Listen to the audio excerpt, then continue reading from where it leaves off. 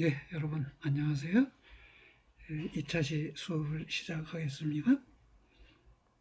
큰 제목은 현대윤리학의 주요 논제들이라는 것입니다. 소크라테스 죽음의 윤리적 의미. 소크라테스는 고대 사람이지만 그의 삶의 자세가 현대윤리학의 관점에서 어떤 의미를 갖는지를 살펴보자는 것입니다.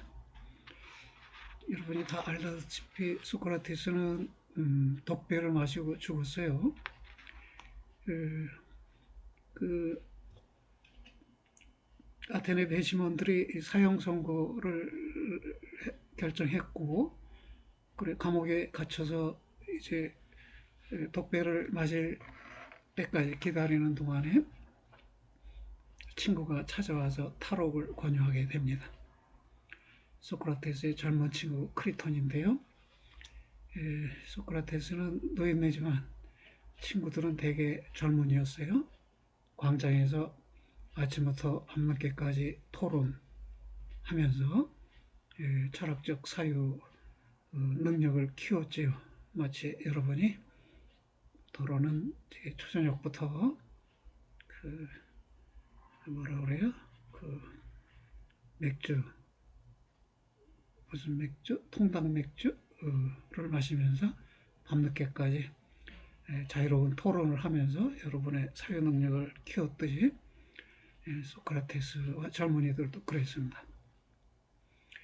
플라톤의 대화편 크리톤에 따르면 소크라테스는 전생애를 걸쳐 자신이 생각한 그대로 의무를 행하고 이웃의 선행을 베풀며 좋은 사람이 되려고 애를 썼습니다. 그러나 청소년 교육과 사회에 대한 위험 인물로 간주되어 고소되고 배심원들에 의해 사형을 선고받았어요. 청소년 교육, 아까 말했듯이 청년들과 더불어 광장에서 토론을 밤새워가면서 했단 말이에요. 그런데 청소년들이 가르쳐준 것은 우리는 무지하다. 이그노런스, 알지 못함이 우리의 특징인데 저기 스스로 지자라고 자칭하는 궤변론자들이, 소피스트들이 자기는 모든 걸 안다고 하는데 여러분이 찾아가서 한번 질문을 해봐라. 그들이 정말로 알고 있는지, 모르는데 아는 척하는지 여러분이 내게 배운 문답의 실력으로 한번 그들과 겨뤄봐라. 이렇게 말했단 말이에요. 그러면 이른바 소피스트들은 소크라테스한테 배운 젊은이들한테 공격을, 논박을 당하는 처지에 몰렸잖아요. 청소년 교육을 잘못 시켰다, 이렇게 소크라테스를 비난했습니다. 사에 대한 위험인물로 간주되었는데요. 소크라테스 당시 아테네 사람들이 섬기는 신전의 신을 섬기지 않고 소크라테스는 나는 내 마음속에서 울려나는 신의 음성을 듣는다, 이렇게 말했단 말이에요. 당시 사람들은 신전에 찾아가서 공물을 바치고, 요새 말로 하면 헌금을 바치고, 그리고 자기 소원을 말하고 그러고 돌아오고 했는데, 이 신앙적 태도가 당시 사람들의 태도와 같지 않아서 이 사회 미풍양속을 해치고 있다, 그래서 위험인물로 간주했습니다. 이때 그의 친구들이 그가 탈옥하고 가족과 함께 도망갈 여건을 조성했어요. 그러나 그는 탈옥을 권유하러 온 친구 크리톤에게 탈옥을 거부하고 그 이유를 설명합니다. 도망가서는 안 되는 이유를 3가지 제시했는데요. 첫째, 우리는 결코 그 누구도 해쳐서는 안 되는데 도망은 국가를 해치는 일이 된다. 왜냐하면 도망은 국가의 법을 어기고 그걸 존중하지 않는 것이기 때문이다. 둘째로, 약속은 지켜져야 하는데 도망은 약속을 어기는 일이다. 왜냐하면 어떤 사람이 국가를 떠날 자유가 있음에도 그곳에 머물러 산다는 것은 암묵적으로 국가의 법에 복종할 것을 약속한 것이기 때문이다. 셋째로, 사회와 국가는 사실상 부모나 스승과 같아서 우리는 부모나 스승에게 순종해야 한다. 이렇게 이런 취지로 자의견해를 표명했어요. 여기서 드러나는 세 가지 도덕 원칙은 정리하면 해악의 금지, 약속의 준수, 사부의 순종 이것입니다. 해악은 해로운 악행, 국가 해치는 일도 해로운 악행에 해당한다는 것이고요. 사부라는 것은 스승과 부모, 옛날엔 스승을 부모같이 여기고 존중했었지요. 이 세 가지 도덕 원칙에 의거해서 도망해서는 안 된다 이런 결론을 내놓는데요. 그 3단 논법 형식으로 정리하면 이렇습니다. 내가 도망가면 나는 사회에 해악을 끼치는 것이다. 그런데 나는 사회에 해악을 끼쳐서는 안 된다. 따라서 나는 도망가면 안 된다. 후권부정법이라고 배웠죠. 모두스 톨렌스라고 하는 것. 이 if절과 then절로 구분해서 if절을 전권, then절을 후권 그러는데요. 그 then절, 후권을 부정해서 전권의 부정을 결론으로 얻는 것을 후권 부정법 또는 모두스 폴렌스라고 해요. 논리학의 기본 원칙, 전권 긍정법과 후권 부정법 그 중에 하나죠. 두 번째도 내가 도망가면 나는 약속을 어기는 것이다. 후권이 나는 약속을 어기는 것이다 이거잖아요. 이걸 부정하는 말은 나는 약속을 어기면 안 된다. 그럼 얻어지는 결론은 전권의 부정, 즉 나는 도망가면 안 된다. 이게 결론이 되는 것이죠. 세 번째로 내가 도망가면 나의 부모나 스승에게 순종하지 않는 것이다. 이 후권을 부정하면 나의 부모나 스승에게 순종하지 않으면 안 된다. 따라서 전권의 부정, 나는 도망가서는 안 된다. 이렇게 반복적으로 동일한 결론이 얻어지네요. 결국 도망은 해악의 금지, 약속의 준수, 사부의 순종이라는 또는 존중이라는 원칙을 어기는 것이므로 옳지 않은 행위이다.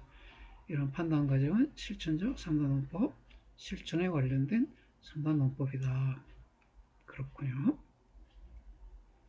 명명불복종의 이유. 그러면 이 도망가지 않고 독배를 먹은 거는 국가명령에 복종한 것이냐? 그렇게 볼 수도 있는데 아니라고 볼 수도 있어요. 왜 그런가요? 명시적으로 명령에 불복종한 경우가 있는데요. 왜냐하면 그는 소크라테스는 국가의 복종이라는 원칙보다 우선하는 원칙을 갖고 있었어요. 소크라테스의 변명이라는 대화편에서 소크라테스는 만일 국가가 지금까지 그가 행해온 것과 같은 교육을 더 이상 행하지 않는다는 조건으로 그의 생명을 구해주겠다고 한다면 이에 복종하지 않겠다고 말한다. 그리고 그 이후로 그가 아폴로 신에게서 가르칠 의무를 점지받았고 그의 가르침은 국가의 진정한 선을 위해 필수적이라는 점을 지적한다. 이 이유에서 보이는 새로운 도덕 원칙들은 신적인 소명의 준수, 국가적 선의 도모라는 것이다. 여기서 이 두 가지 의무들이 국가의 복종이라는 의무와 상충하고 있다. 국가에 복종하지 않고 신적인 소명을 준수해야 한다. 국가에 복종하지 않고 국가적 선을 도모해야 한다. 이렇게 말해줄 수 있다는 것이에요. 국가의 제안을 소크라테스가 거부할 수 있는 이유는 그에게서 소명의 준수와 국가선의 도모라는 의무가 국가의 복종이라는 의무보다 우선하는 의무들, 즉 상위의 도덕 원칙들이기 때문이다. 국가의 복종이라는 의무는 앞서 1, 2, 3 해악의 금지, 약속의 준수, 사부의 존중 이 세 가지 의무들의 의존에 파생되는 하위 규칙일 뿐이다. 그래서 이 하위 규칙은 1, 2, 3도 상위 규칙이고 4번, 5번도 상위 규칙이고요. 상위 규칙이 우선하기 때문에 이 하위 규칙은 위반될 수 있다고 본 것이네요. 여기 한번 다시 볼까요? 교육을 더 이상 행하지 않는다는 조건으로 그의 생명을 구해주겠다. 이것을 조건문 형식으로 바꾸면 교육을 더 이상 행하지 않는다면 그의 생명을 구해주겠다. 이렇게 보이죠. 예, 형식적으로는 그런데 내용적으로는 그 반대 의미도 있어요. 그의 생명을 구해준다면 교육을 더 이상 행하지 않는다. 자, 주어를 정리해서 말해볼까요? 내가 교육을 더 이상 행하지 않는다면 국가는 너의 생명을 구해주겠다. 또 반대로 내가 너의 국가가 너의 생명을 구해준다면 너는 교육을 더 이상 행하지 않는다. 이 두 개의 조건문이 합쳐진 것을 쌍조건문이라고 그래요. 여기서 이것은 형식적으로는 내가 교육을 행하지 않는다면 국가는 너의 생명을 구해주겠다. 이런 if된 문장으로 보이지만 이것은 그 반대 의미도 가지고 있어요. 국가가 너의 생명을 구해준다면 너는 교육을 더 이상 행하지 않아야 한다. 이런 식의 두 조건문이 합쳐져 있는 것으로 봐야 합니다. 그랬을 때 교육을 더 이상 행하지 않는다. 이것을 소크라테스가 위배했죠. 왜? 교육을 더 이상 행하지 말라. 그러면 너의 생명을 구해주겠다. 이랬을 때 교육을 더 이상 행하지 말라는 명령을 지키지 않았어요. 왜? 교육은 신적인 소명, 소명은 영어로 콜링이고요. 부름받은 바 이것이죠. 직업 소명설 할 때 우리 여러 번 들어본 말인데 신이 내게 부여한 의무라는 것이네요. 그래서 그것을 준수해야 하기 때문에 교육을 더 이상 행하지 않는 일을 못하겠다 라고 명령을 거부한 것이죠. 그럼 여기서 잠깐 정리하면 소크라테스는 악법도 법이라고 했는가? 아니지요. 여기 악법은 법이 아니다라고 본 것이죠. 교육을 더 이상 행하지 말라. 이게 국가의 명령이자 국가의 명령이 곧 법인 시대니까요. 이 명령이자 법에 대해서 소크라테스는 거부를 한 것이에요. 악법도 법이라고 말했다라는 것은 일본의 법학자가 소크라테스의 사상을 정리하면서 간단하게 그렇게 요약을 했어요. 그 요약의 근거가 된 것은 이것이겠죠. 크리톤이라는 대화편에 나와서 도망가지 않고 독배를 마시고 죽은 것은 독배를 마시라는 국가의 명령을 위배하지 않고 지킨 것이니까 악법을 지킨 것이다. 이렇게 본 것인데 우리는 다른 면에서 보면 여기서 신적인 소명을 준수하기 위해서 교육을 더 이상 행하지 말라는 명령을 위반했어요. 이것은 악법은 법이 아니라고 본 것이죠.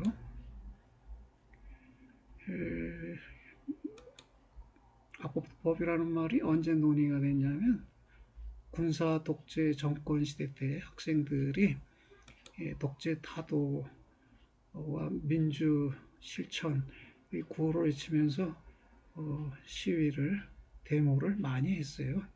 그럴 때 좀 그 정부 편에 서 있던 교수나 학자들이 내세우는 말이 악법도 법이니까 위반해서는 안 된다. 유신헌법도 법이니까 위반하면 안 된다. 유신헌법을 위해서 내린 뭐 계엄령이니 긴급조치니 다 법이니까 위배하면 안 된다 해서 국민들을 독재 정권에 복종시키려고 하기 위해서 그 말이 많이 언급됐는데 최근에는 그런 말을 언급할 이유가 없게 되었죠. 민주화가 많이 진행된 덕분입니다. 한마디 더 할까요?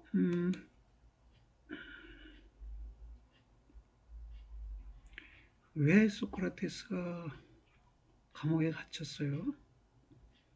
청소년 교육과 사회에 대한 위험물로 간주되었다. 이것이죠. 비슷하게 이런 위험물로 간주된 게 예수님이에요. 예수는 유대교 집안에 태어나서 유대교의 율법을 위반하고 새로운 계명을 제시하면서 가난한 자와 고아들과 서민들을 상대로 해서 사회 폭동을 일으킬 만한 위험 인물이다. 이른바 정치범으로 간주됐어요. 정치범을 처벌할 때 사용되는 십자가에 매달려서 죽음을 당했죠. 자기의 뿌리가 유대교였는데 자기 뿌리를 이겨내고 새로운 사상을 제시하려니까 당시 사회가 받아들이지 못한 것이네요. 소크라테스도 마찬가지네요.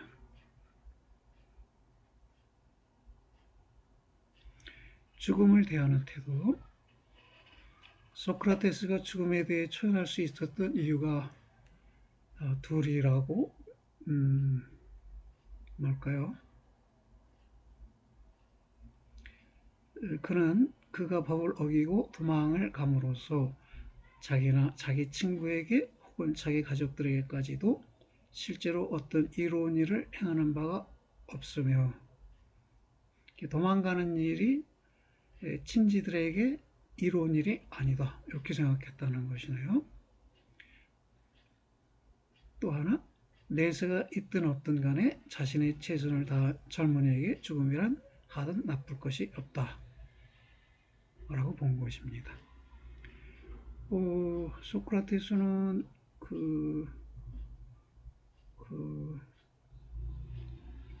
감옥에 들어가기 전에 배심원들에게 마지막으로 한 말이 죽음에 대한 얘기인데요.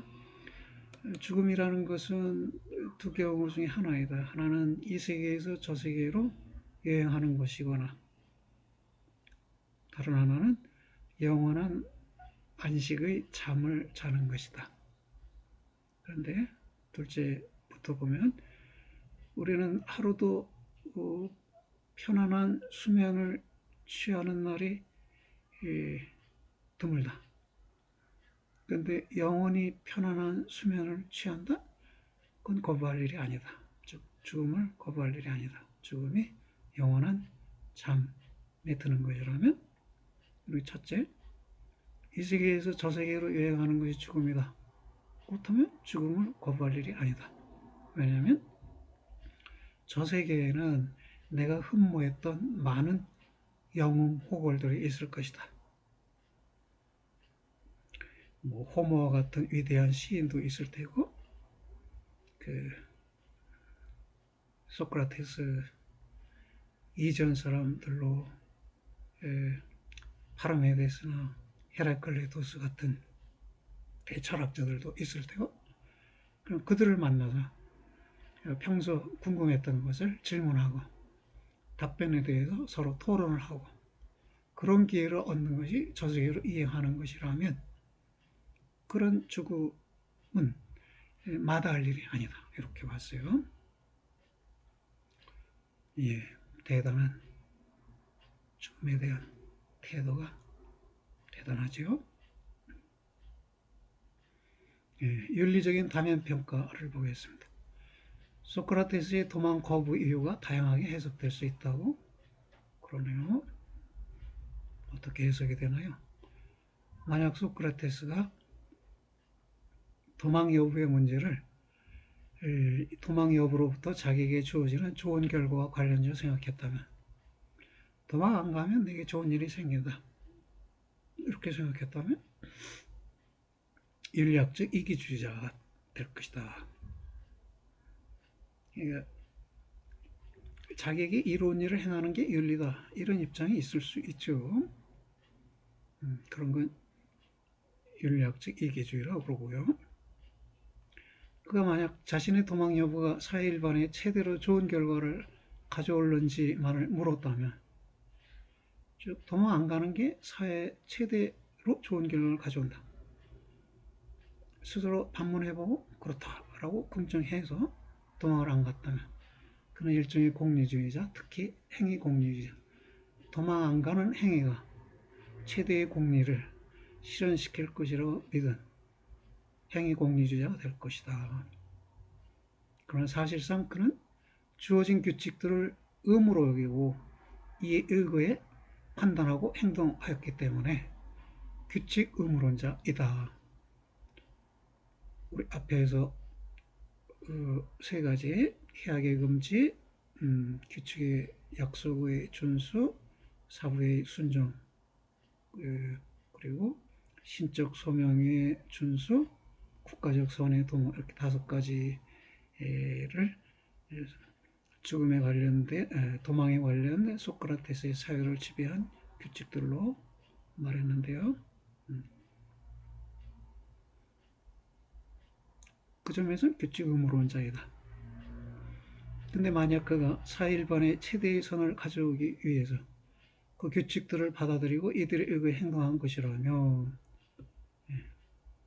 규칙 공리주의자, 공리 실현을 위한 규칙을 준수했으니까 규칙 공리주의자가 된다.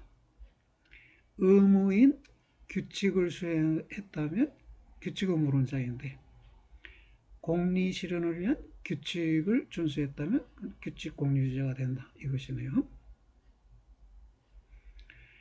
그가 죽음을 받아들이는 태도를 통해 짐작해 볼 수 있는 일이기는 한데, 그가 만약 사적 이익에 대한 절제와 죽음에 대한 용기, 사적 이익에 대한 절제, 죽음에 대한 용기, 아까 아리스토텔레스의 중용에 해당하는 것으로 용기와 절제와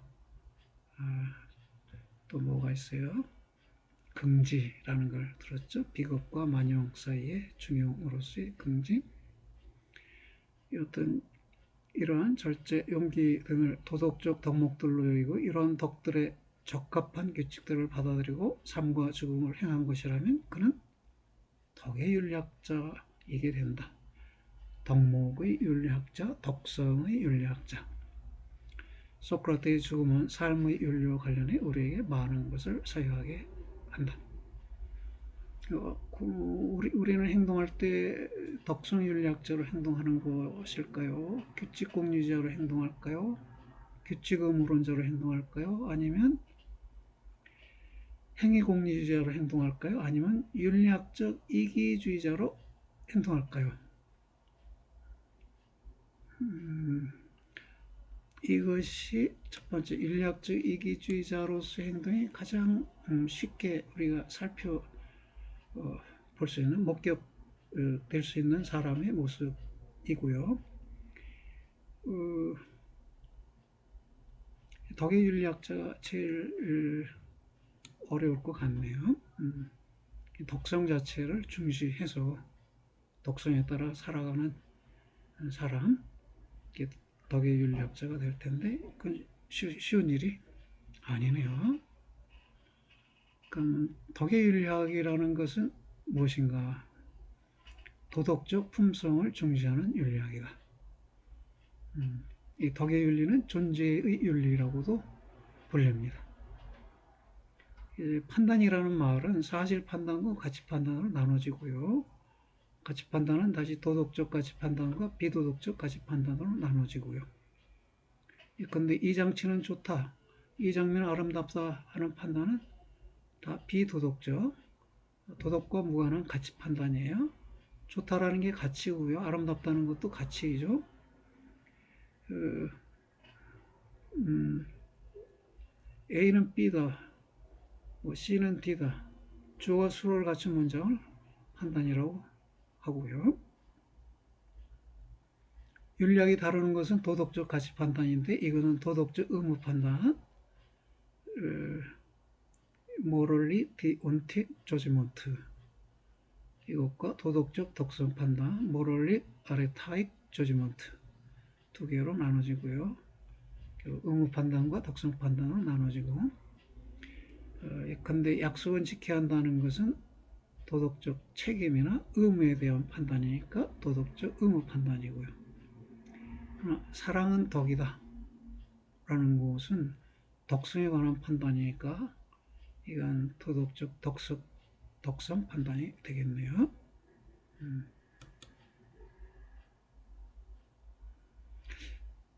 약속은 지켜져야 한다, 이런 말 여러분 듣는 거 불편할 수도 있겠네요.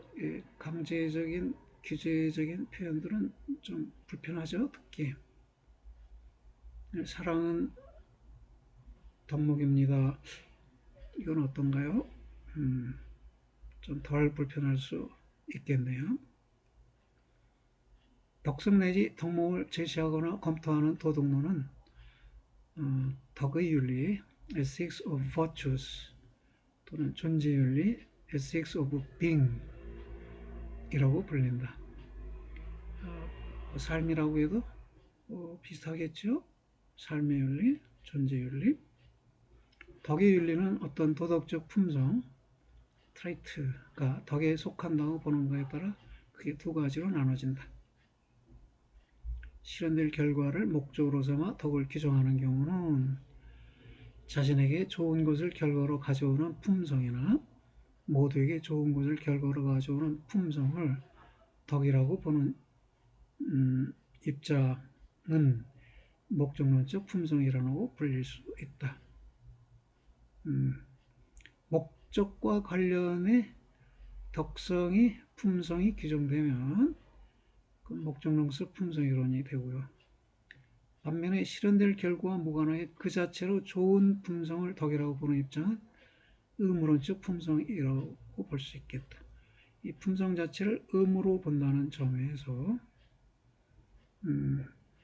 품성 자체가 그 자체로 가치 있는 것, 그 자체로 의무가 되는 것으로 본다는 점에서 의무론적 품성 이론이네요. 그럼 전통적으로는 어떤 덕목들이 있었을까요? 사랑의 구체적 덕목으로 네 가지가 있다고, 중세 토마스 아퀴나스의 7가지 덕목 중에서 사랑의 덕목 중에 네 가지가 속한다는 표현이 있는데요. 그 얘기를 하는 것입니다. 플라톤은 지혜, 용기, 절제, 정의를 4개의 주요 덕목, 사주덕이라고 말했고요. 기독교에서는 믿음, 소망, 사랑이라는 3개의 신학적 덕목을 강조하죠. 사려, 인내, 절제, 정의라는 4가지 인간적인 덕목, 이것을 합쳐 7개의 주요 덕목을 말합니다. 애초에 이 7주덕을 말한 토마스 아퀴나스는 인간적인 덕목 4가지를 사랑의 구체적인 형태로 보고 있기 때문에 실제로 그에게는 앞서의 3가지만 주요 덕목이었다. 어때요? 믿음, 소망, 사랑 중에 이 사랑의 덕목은 구체적으로 말하면 사려 깊음, 인내함, 참음, 절제함, 정의로움, 이걸 다 가지고 있다네요. 그러면 우리가 사랑 그러면 매우 추상적으로 들리잖아요. 그냥 감정적으로 좋아하면 사랑인 건가 보다. 하는데 토마스 아퀴나스는 사랑이려면은 사려, 인내, 절제, 정의를 갖춰야 한다고 봤어요. 한 번 더 생각해 볼까요?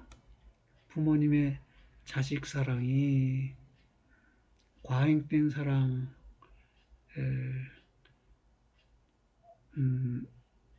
오도되는 사랑이 아니라면 부모님은 사려 기뻐야 하고요. 인내할 줄 알아야 하고요. 절제할 줄 알아야 하고 정의로울 수 있어야죠. 사랑하는 자녀가 잘못된 길로 들어서면 정의감에 입각해서 나무랄 수 있어야 하고요. 사랑하는 자녀가 요구하는 것이 있다고 해도 그걸 무조건 들어주지 않고 절제할 수 있어야 하고, 사랑하는 자녀가 잘못했을 때 지나치게 화를 내지 않고 절제할 수 있어야죠. 사랑하는 자녀가 기대를 충족시켜주지 못할 때 기다려주는, 인내하는 것도 필요하고요. 또 사랑하는 자녀를 위해서 내가 어떻게 행동하고 말하고 행동해야 하는가에 대해서 스스로 생각해 보는 면도 있어야겠죠. 지나친 사랑이나 부족한 사랑을 피하기 위해서는 네 가지 인간적인 덕목이 함께 생각되어야 하네요. 쇼펜하우어는 선의와 정의를 주요한 도덕적 덕으로 보았다. 선의, 정의. 그러네요. 선의는 선한 의지요. 선을 실현하고자 하는 의지이고, 정의는 저스티스인데 무엇을 기준으로 삼느냐에 따라서 정의가 달라질 수 있으니까요. 정의 문제는 철학사상으로 지속적으로 논의가 되어 왔네요. 그러나 그 기준이 무엇이든 간에 정의로움이 도덕적 가치다라는 것에 대해서는 누구나 동의하고 있는 것이지요. 예. 의무의 원칙과 덕목을 볼까요? 선행과 선의가 다른 말이라고. 선행은 선한 행동이죠.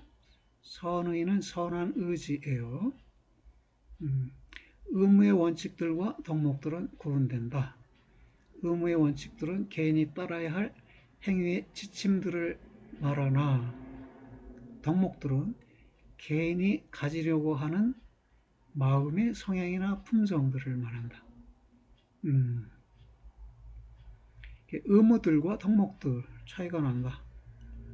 그 덕목들은 개인이 가지려고 하는, 체득하려고 하는 또는 습관화하려고 하는 마음의 성향이나 품성들이다 그랬네요.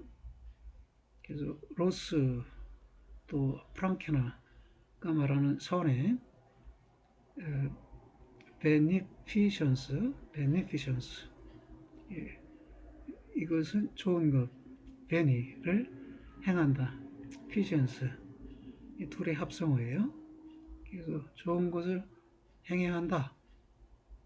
이것은 의무의 원칙이 된다고 하네요. 근데 쇼펜하우어가 말한 선의, 베니볼런스는 윈의 좋은 것을 볼렌스, 의지한다는 것이고, 이것은 덕목에 해당한다네요. 선행으로서의 의무를 갖고 살 것인가, 아니면 선이라는 품성을 갖고 살 것인가. 여러분이 사회적 지도자라면 국민에게 어떤 것을 요청하겠습니까? 생각해 보세요. 그러나 의무의 원칙들과 도덕적 품성들은 상보적인 것, 상호 보완적인 것으로 여겨질 수 있다. 이 경우 도덕적 품성들은 의무의 원칙들에 따라 행위하려는 성향, 의무에 따르려는 성향으로 볼 수 있고, 의무 원칙들은 성품 자체가 표현되는 행위들을 규정하는 원칙, 성품을 규정하는 원칙으로 볼 수 있다. 이런 관계를 프랑케나는 칸트의 유명한 말을 빌려 성품 없는 원칙은 무력하고 원칙 없는 성품은 맹목이다. 그렇게 표현했네요. 성품도 있어야 하고 원칙도 있어야 하고. 칸트의 유명한 말은 뭔가요? 직관과 개념 사이의 관계를 말했나요? 개념 없는 직관은 맹목이고, 직관 없는 개념은 무력하다. 아마 그렇게 표현한 것으로 기억되는데, 프랑케나도 유사하게 원칙과 품성이 함께 필요하다는 점을 강조했네요. 네. 그 다음에 도덕으로 왜 인간의 삶이 수행되는 것이 아니라고? 인간의 삶으로 왜 도덕이 존재하는 것이네요. 그래서 도덕적 이상은 행위 방식이라기보다는 존재 방식이고 또는 삶의 방식이고, 도덕적 이상을 갖는다는 것은 일정한 존재 방식 인간, 이상적인 인물이 되기를 원한다는 것이다. 물론 이상적인 인물이 도덕적 인물에 제한되지는 않는데, 나폴레옹이 대변하는 이상은 비도덕적인 것은 아니지만 그렇다고 도덕적인 이상도 아니다. 여러분이 주의할 건 비도덕적이라는 말이 반도덕적이라는 말은 아니라는 것이에요. 도덕에 반한다 그런 게 아니라 도덕 이외의 도덕 외적이라는 의미로 비도덕적이라는 말이 지금 사용되고 있는 것입니다. 기사도나 선비, 영국 사람은 신사를 중시했고요. 그 중세 사람들은 영국이든 프랑스든 기사도를 갖춘 사람, 즉 기사를 이상적인 인물로 봤고요. 우리 한국에서는 선비를 이상적인 인물로 봤죠. 예, 그렇습니다. 이들은 부분적으로 도덕적이고 부분적으로 도덕과는 무관한 이상이다. 우리는 도덕적 이상과 비도덕적 이상을 혼동할 필요는 없으며, 도덕적 이상뿐만 아니라 도덕과 무관한 이상도 추구할 수가 있다. 그러네요. 꼭 도덕에 의해서 훌륭한 사람 여부를 판단하는 것은 아니니까요. 그들 모두가 인간의 좋은 삶을 위해 기여할 수 있기 때문이다. 도덕적 이상이든 도덕과 무관한 비도덕적 이상이든 인간의 삶을 위해 도덕이 만들어진 것이지 도덕을 위해 인간의 삶이 수행되는 것은 아니다. 이 도덕이라는 말은요, 노자의 도덕경이라는 책에서 그 제목을 빌어서 우리가 사용하고 있는 거예요. 이 도라는 건 길도자인데, 길에는 천도도 있고 인도도 있고 그래요. 천지의 존재 방식을 천도라고 말할 수 있습니다. 인간의 존재 방식을 인도라고 말할 수 있는데, 인도는 천도를 따른다고 하죠. 그러니까 천지의 존재 방식. 천지는 인위적으로 자기하지 않지요. 즉 무리하지 않고 자연스럽게 추나 추동, 절기를 지키고 낮과 밤의 순환을 이룩하고 그러면서 전개되어 가죠. 쉽게 말하면 무의자연이네요. 무의자연이 천지의 존재 방식이고 그것을 따르는 게 인간의 존재 방식, 인도이다. 이렇게 말할 수 있어요. 이 덕이라는 말은 덕목할 때의 덕이고요. 근데 한자로 해서는 체득할 때 득자, 얻을 덕자가 변화되어서 덕자로 되었다고 해요. 어원상. 이 덕은 득이라는 의미예요. 그러니까 결국 도덕은 도를 체득함, 도를 획득한 상태를 말해요. 그러니까 서양의 덕성윤략이라는 것이 우리의 도덕이라는 용어 속에 잘 표현되어 있습니다. 정의가 여러 기준에 의해서 논의될 수 있다고 말했는데 롤즈 정의관을 살펴보죠. 롤즈는 절차주의적 정의관을 내세웠어요. 이 말은 뭐냐면 절차를 잘 지켜서 얻어진 결론은 정의롭다 이것입니다. 그러니까 정의의 판단 여부는 절차의 준수에 있다는 것이네요. 그래서 자연 상태에서가 아니라 원초적 입장에서 계약을 맺는다고? 네. 뭐가 떠오르나요? 여러분, 자연 상태, natural state.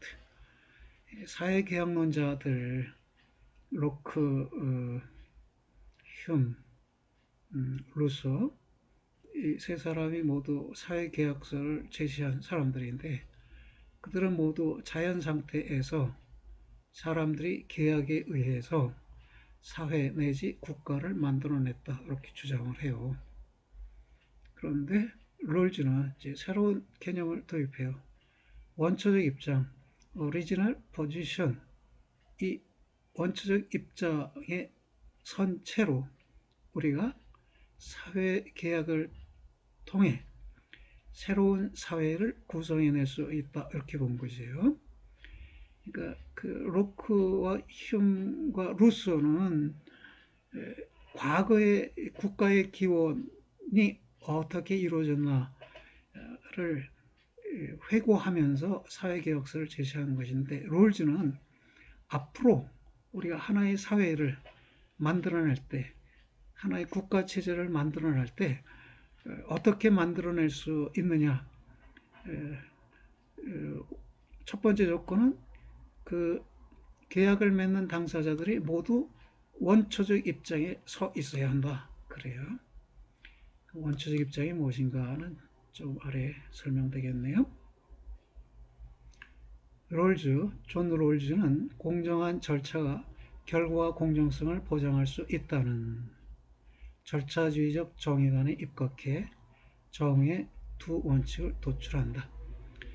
그는 상이한 이해를 갖는 사람들이 계약적 합의를 통해 체제 구성의 지도적 원리를 도출하려 할 때 체제, 무슨 사회주의 체제, 공산주의 체제, 민주주의 체제 또는 제3의 체제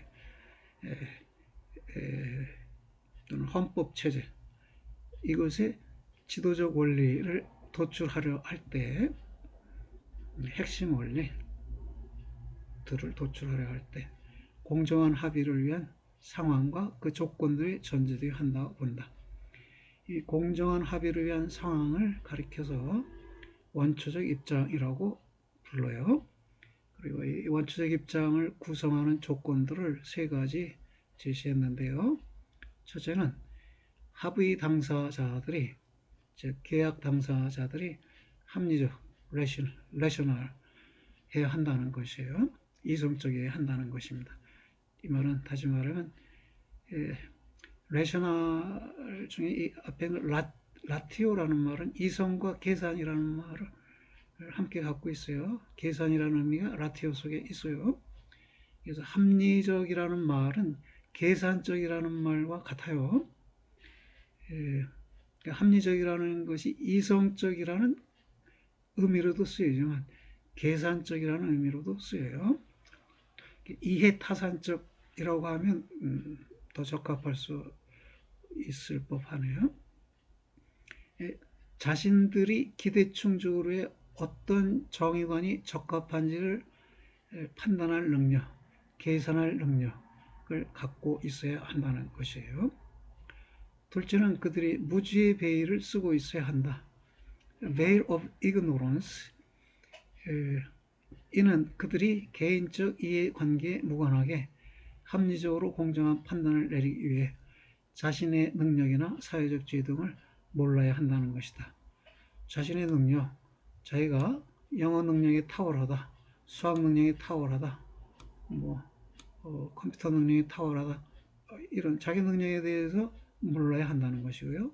사회적 지위, 자기가 중산층 아버지의 자녀로 태어났다, 재벌 아버지의 자녀로 태어났다, 농부 아버지의 자녀로 태어났다, 이런 지위에 대해서 몰라야 한다는 것입니다. 그렇게 모르는 것을 무지라는 베일을, 커튼을 걸치고 있어야 한다, 이렇게 비유적으로 표현했어요. 셋째는 합의된 내용은 일반적이고 정액에 이해가 없고 수정 불가능한 것이어야 한다 그랬어요. 수정 불가능한 irreversible, 되돌릴 수 없어야 한다 이 말이죠. 합의 당사자들이 합의한 내용은 지켜져야지 그걸 되돌려서는 안 된다, 이렇게 말하고, 이 세 가지 조건들이 갖춰져 있는 상황을 the original position, 원초적 입장으로 표현했습니다. 상황이면 상황이죠. 왜 입장이라고 그랬어요? 상황은 상황인데 개인적 차원의 입장에 토대를 둔 상황이라 원초적 입장, 이렇게 말했네요. 개인이 합리적이게 하고 개인이 무죄 배열을 써야 하고 개인의 결정이 수정 불가능한 것이어야 한다. 이렇게 개인 차원에서 상황을 강조하기 위해서 입장이라는 말을 썼네요. 롤즈에 따르면 원초적 입장에 처한 합리적 개혁 당사자들은 각각의 대안들을 자유롭게 검토하면서 이 대안들이 자신에게 가져올 최선의 결과보다는 최악의 결과를 자문한다. 그들의 계약의 전략은 그래서 효용을 극대화하는 대안보다는 일정한 대안의 자유로운 선택으로 인해 생겨나는 최소 수혜자에게 최대의 이익을 보장하는 최소 극대 원리가 되리라고 본다. 많이 들어본 말이지만 많이 애매한 말이기도 하죠. Sorry. 최소 수혜자는 예컨대 하류 계층을 말해요. 우리가 공산주의 체제, 사회주의 체제, 자본주의 체제, 세 가지 체제를 염두에 두고 고려하고 있다고 생각해 보세요. 그때 나 자신이 그 체제 내에서 상류, 중류, 하류층 중에서 하류층에 속할 수 있잖아요. 그럼 내가 최소 수혜자가 되는 거예요. 상층, 중층이 아니라 하층 계급이니까 내가 최소 수혜자가 되는 거죠. 계층의 측면에서 최소 수혜자예요. 근데 최대이익을 보장받는다, 이건 무슨 말이냐? 그러니까 공산주의 체제에서 내가 하층일 경우에 내가 월급을 100만 원 받는다고 치고요. 또 사회주의 체제에서는 월급을 150만 원 받는다 치고, 자본주의 체제에서는 200만 원을 받는다고 쳐봐요. 그럼 여러분이 최하층인데 최대이익은 어디서 생겨요? 자본주의 체제에 생기죠.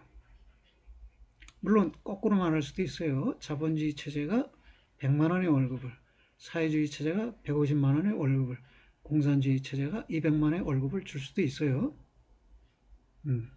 그거는 중요한 게 아니죠. 그러니까 내가 하층 계급일 경우 어느 체제에 속했을 때 최대이익을 얻게 되느냐,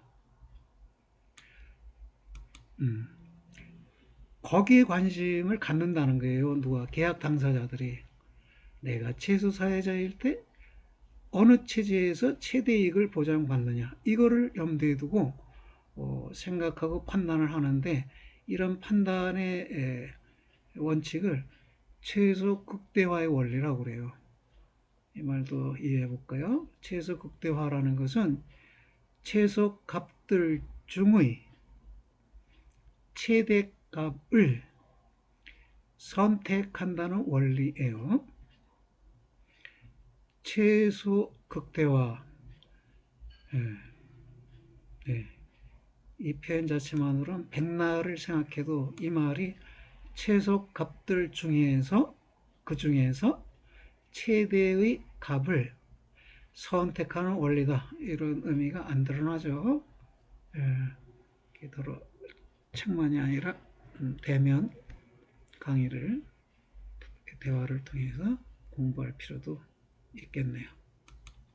롤즈는 그들이 최소 극대 원리에 의거해서 정의 두 원칙을 합의하게 될 것은 합의하게 될 텐데 평등한 자유 원칙과 최소 극대의 차등 원칙이라고 본다.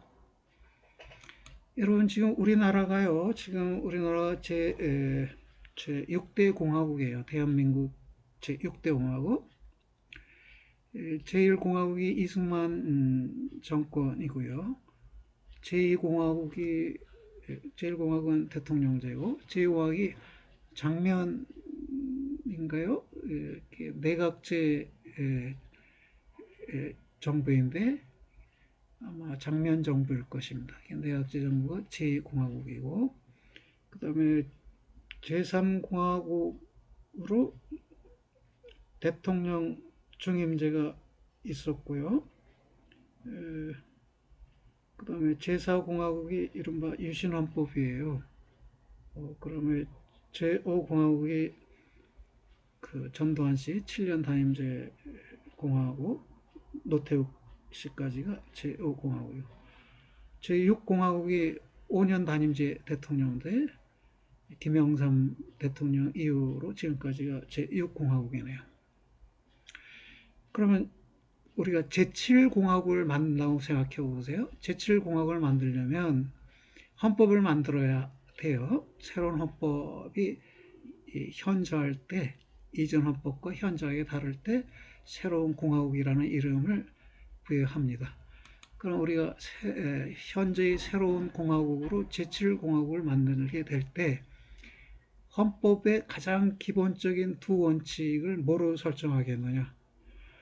이렇게 물었을 때 롤즈는 답변하기를 그건 아마도 평등한 자유의 원칙과 최소 극대의 차등 원칙 이 두 가지가 헌법의 기본 원칙이 될 것이다. 이렇게 말한 것이에요.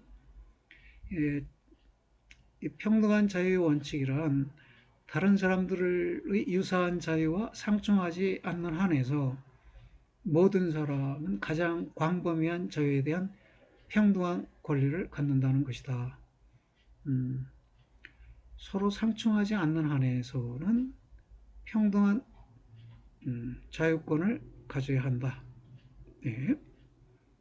뭐 거부할 사람 많지 않겠죠. 뭐 상층에 속하든 중층에 속하든 상층에 속하든 평등한 자유 그건 좋다. 아마 동의할 것입니다. 두 번째 원칙은 최소 극대화의 차등 원칙인데요. 이건 위에서 말한 이 최소 극대의 원리가 그대로 반영된 것이에요.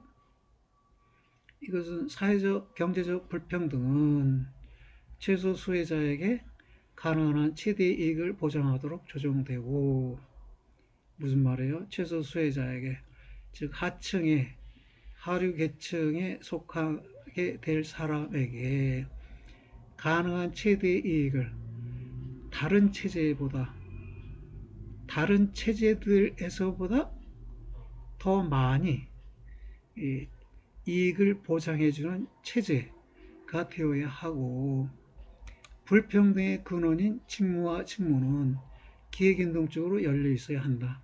그러니까 상류층, 중류층, 하류층으로 나눠지지만 하류층에 속한 사람이 중류층으로 또 상류층으로 상승 이동하고 계층 상승 이동이죠. 또 수평적으로 직업 이동도 가능하고 그래서 직위와 직무가 어떻게 될까요? 직위는 위아래 상하층에 관련된 개념이라면 직무는 평등하게 수평적 의미를 가진 개념이겠네요. 이게 기획운동중에 열려져야 한다. 그러니까 세 사람이 모여서 논의하는 거예요.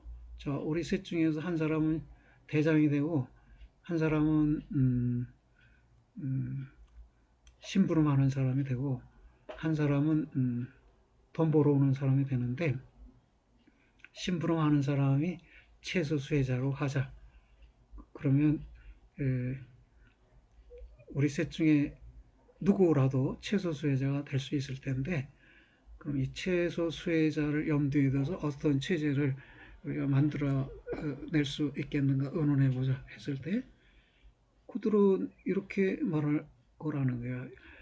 우리 세 사람의 그룹이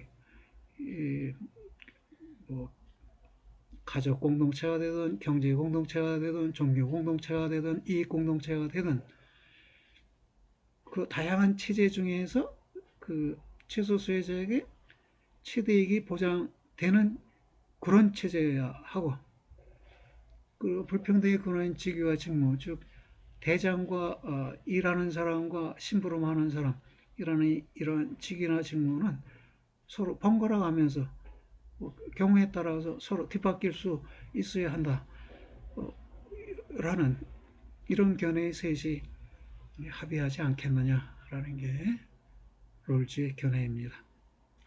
이런 롤즈의 정의론에 대해서 좌파의 맥퍼슨은 차등이 자유를 침해하게 된다고 비판하고 그 최소 극대화의 차등 원칙 좌파는 완전한 평등을 지향하니까요. 그 평등한 자유만이 아니라 이 경제적 측면에서도 평등의 원칙이 실현되어야 한다고 믿기 때문에 경제적 차등이 결국 경제적 자유를 침해하는 것이라고 비판하고요. 우파의 노직은 평등한 자유의 강조가 자유를 침해하게 된다고 비판한다. 자유도 불평등할 수 있다는 것이에요. 경제적으로 열악한 사람이 경제적으로 풍요한 사람과 동등한 자유를 가질 수 있느냐? 그건 아니지 않느냐? 그래서 경제력에 따라 자유가 제한될 수 있을 텐데 지금 롤즈의 견해에 의하면 평등한 자유를 강조함에 의해서 자유를 침해하게 된다고 비판합니다. 이들 외에도 공동체주의자들 샌들, 맥킨타이어, 테일러는 롤즈의 이론이 개인주의적인 인간관 및 사회관에 입각해 있으며 인간의 공동체주의적 측면을 간과하여 추상적 보편주의에 빠져 있다고 비판한다. 무슨 말이냐 하면 그 하부에 의해 계약에 의해서 사회나 국가를 만들어낸다 라는 말은 현실적이지 못하다는 거예요. 왜냐하면 우리는 태어날 때 이미 공동체 속에 국가 공동체, 사회 공동체, 가족 공동체와 같은 공동체 속에 태어나요. 그리고 그 공동체가 요구하는 대로 행동하고 또 공동체를 위해 기여도 해요. 그러니까 개인들이 먼저 있고 개인들이 계약을 행함에 의해서 공동체가 즉 가족 공동체나 사회 공동체나 국가 공동체가 사후적으로 만들어진다. 그거는 잘못됐다는 것이죠. 그건 추상적인 견해에 불과하다. 이렇게 비판을 합니다. 이 롤즈에 대한 비판은 여러 측면에서 정의되는데요. 여러 측면에서 제기되는데 우선 공동체주의의 반론을 보면 자의 정체성은 사회에 의해 형성된다는 것이 공동체주의의 반론이다.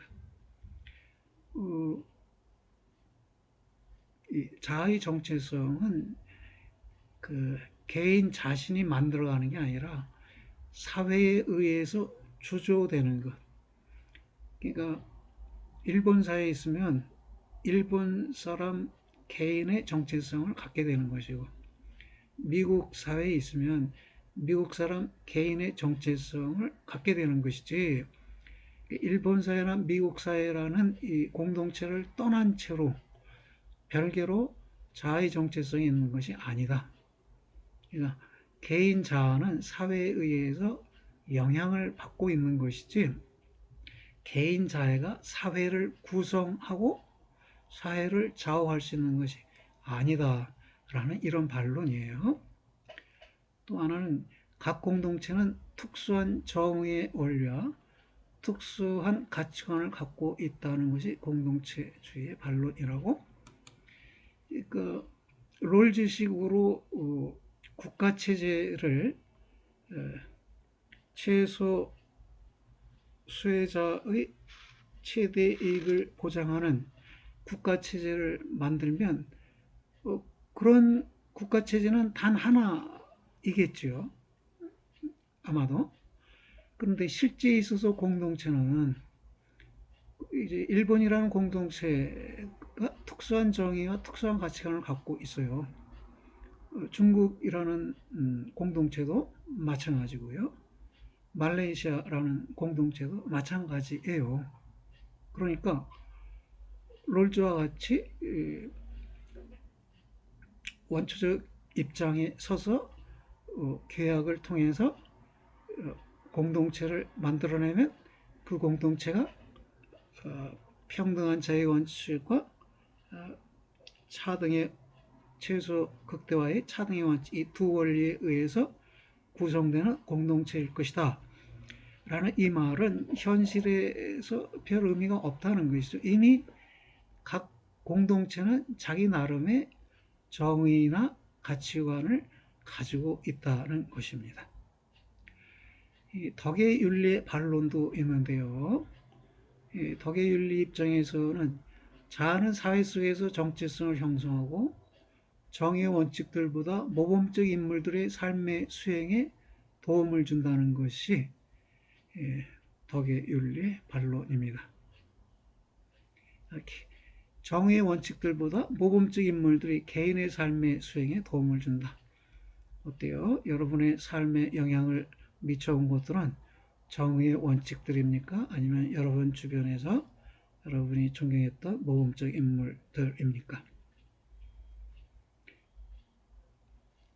그 다음에 옳은 행위보다 좋은 삶이 더 중요하고 좋은 삶은 의무보다 덕목을, 그리고 도덕적 덕목만이 아니라 비도덕적 덕목도 필요로 한다는 것이 덕의 윤리 반론이라고.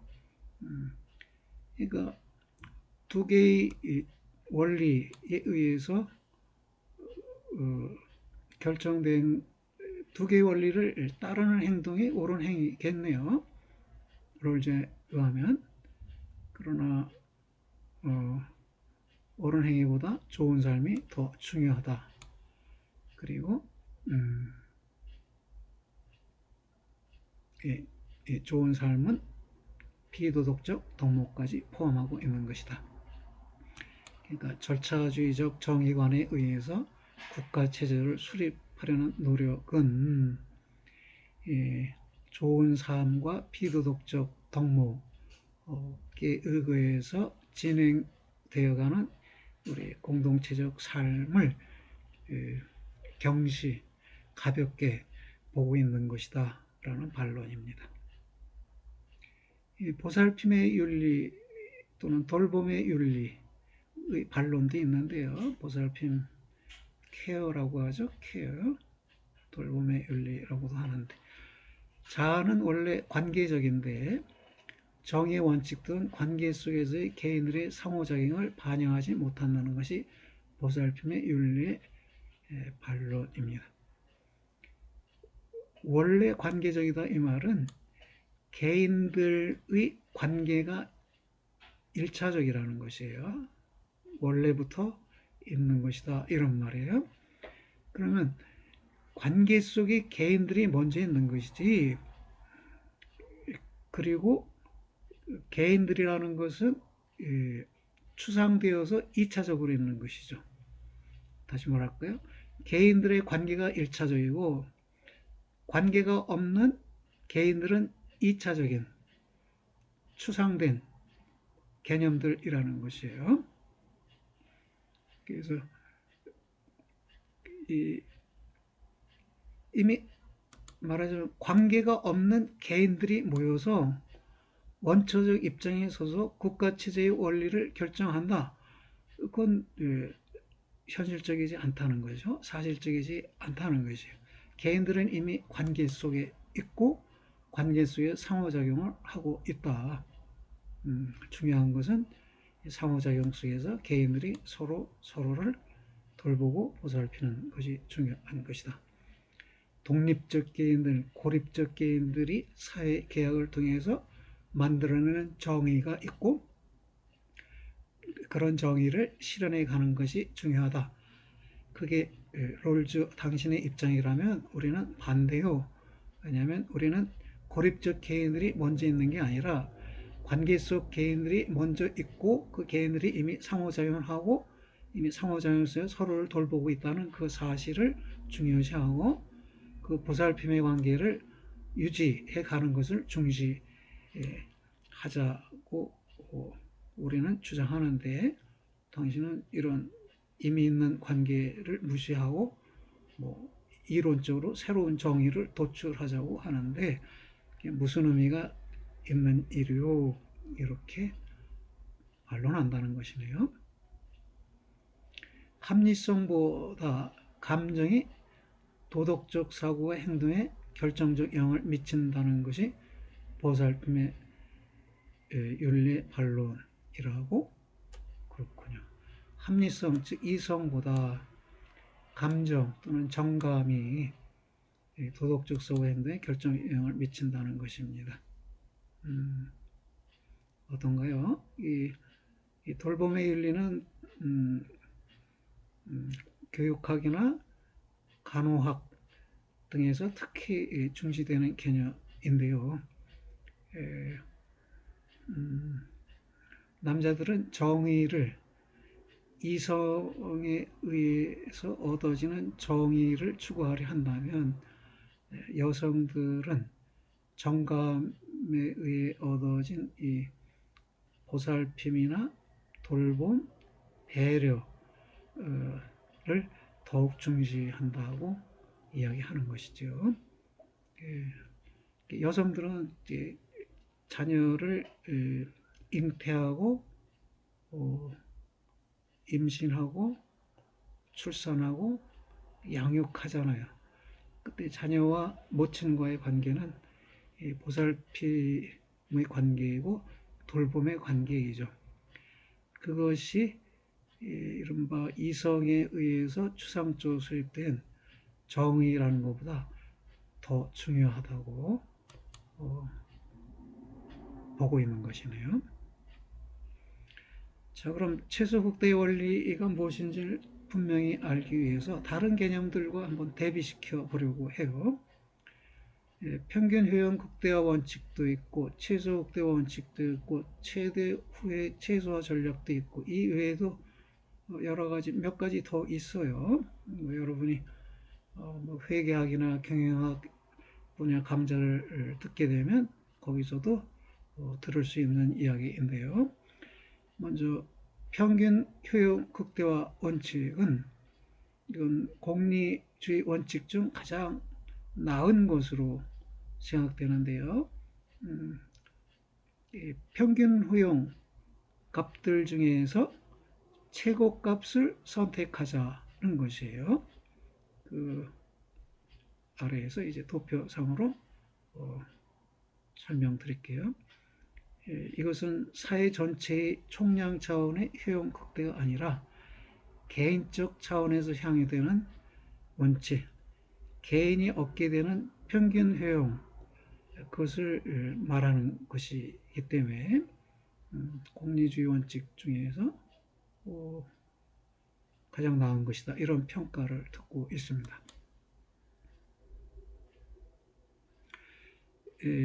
공리주의자는 평균 효용 극대화를 추구하는 행위 당사자가 무지의 배일 속에 있다면 즉 모두가 어떤 지위를 차지하게 될 동등한 기회를 가진다면 합리적 개인은 평균 효용 극대 원칙을 선호하리라고 주장합니다. 평균 효용 극대 원칙은 확률적 평가에 입각한 행위 선택이고 모험 수용적 행위 전략이라고도 말해집니다. 이것을 알기 전에 먼저 최소 극대 원칙을 볼까요? 맥시민 프린서플 그러는데요. 최소값들 중에서 최대값을 선택한다는 것이에요. 롤즈는 어떤 사회경제적 지위를 차지하게 될 확률이 누구에게나 동등하다고 추정할 수 있는 객관적 근거가 없고 주관적 확률 계산도 적절하지 못한 까닭에 무지의 배율 속의 개인은 평균 효용 극대 원칙을 선호할 수 있다고 생각한다. 자, 여기에요. 내가 하층 계층에 속할 수도 있고 중층 계층에 속할 수도 있고 상층 계층에 속할 수도 있죠. 그러면 여기에 속할 확률은 뭐 3분의 1이라고 말할 수 있겠네요. 세 계층 중에 하나에 속할 확률 3분의 1. 근데 경제체제에서 사회주의, 공산주의, 자본주의 이 세제에 속할 확률은 어떻게 되나요? 역시 3분의 1인가요? 아니면 각각 확률이 서로 다를 수 있을까요? 여기가 30%, 여기가 40%, 여기도 40% 이렇게 될까요? 아니면 33%로 세 체제가 모두 동일한 확률을 가질까요? 롤즈 입장에서는 사회경제적 지위를 차지하게 될 확률이 즉 이 계층적 확률이 누구에게나 동등하고 추정할 수 있는 객관적 근거가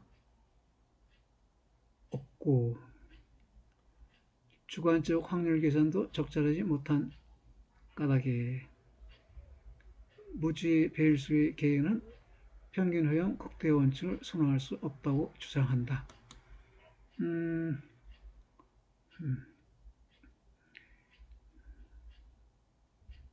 예, 여기까지 염두에 두고 표현을 해낸 것인데 어쨌든 살펴보죠. 그러면 롤즈 입장은 확률 부여를 못한다는 것이에요. 그럼 여기 하층에 속할 확률도 3분의 1.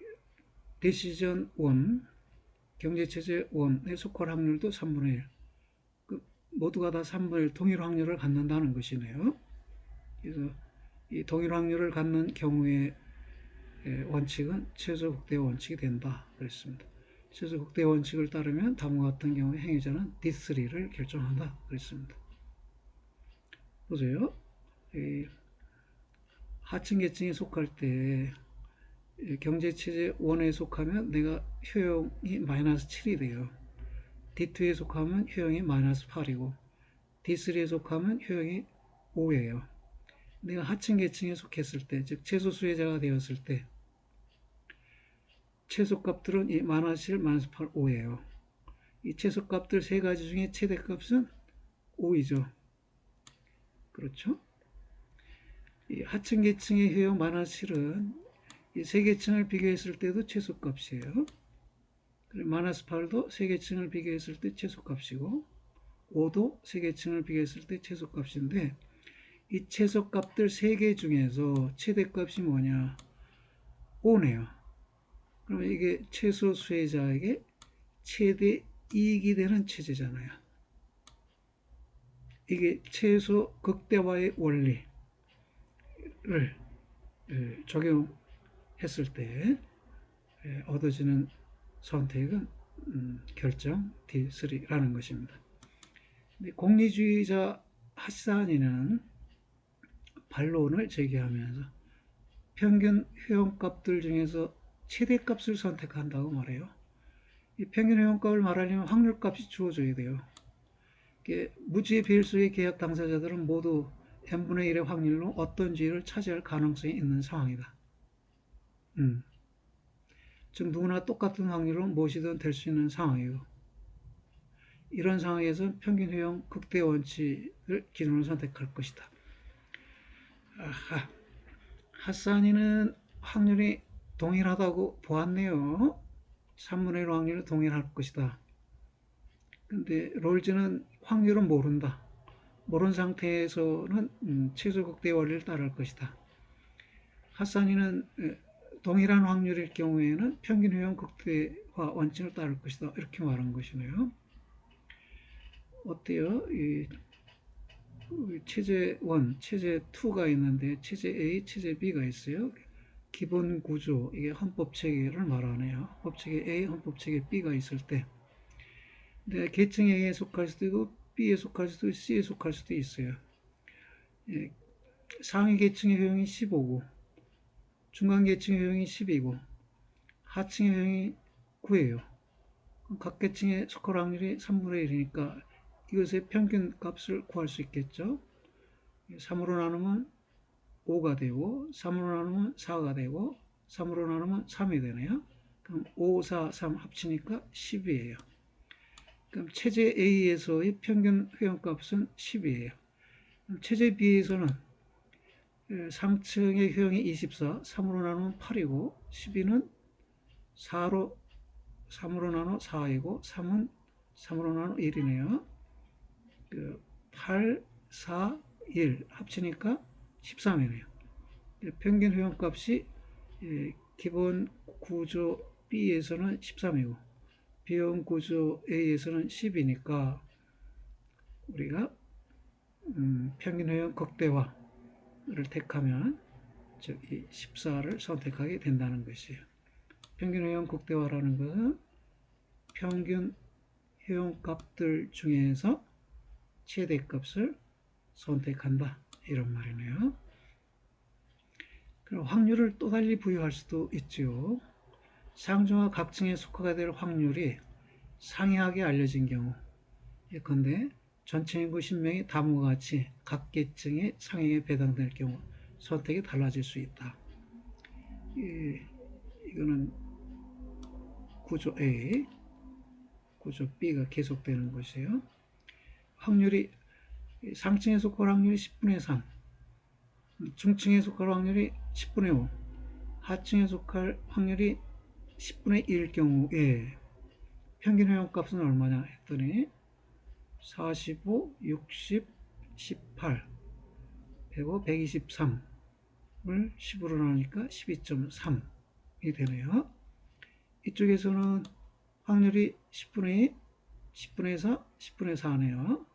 그러면 이거 하면 20, 48, 48, 12 그러면 60, 108이 되네요. 108을 10으로 나누니까 10.8 평균 효용값을 비교하면 12.3 대 10.8 이 둘 중에서 어느 걸 택하느냐 최대값인 12.3 이걸 택한다는 것이에요. 또 하나는 최대 후회 최소 원칙인데요. 미니맥스 리그레트 리그레트가 후회죠. 최대 후회 최소화 최대의 후회값들 중에서 최소값을 선택한다는 것 여기 설명되어 있네요. 최대 후회값들 중에서 최소값을 선택하는 원칙이다. 각 상황에서 나타나는 최대값에서 자기 대안의 값을 뺀 것이 후회값이다. 내가 선택한 대안의 효용값을 뺀 것이 후회값이다. 대안과 상황이 아래와 같다고 하자.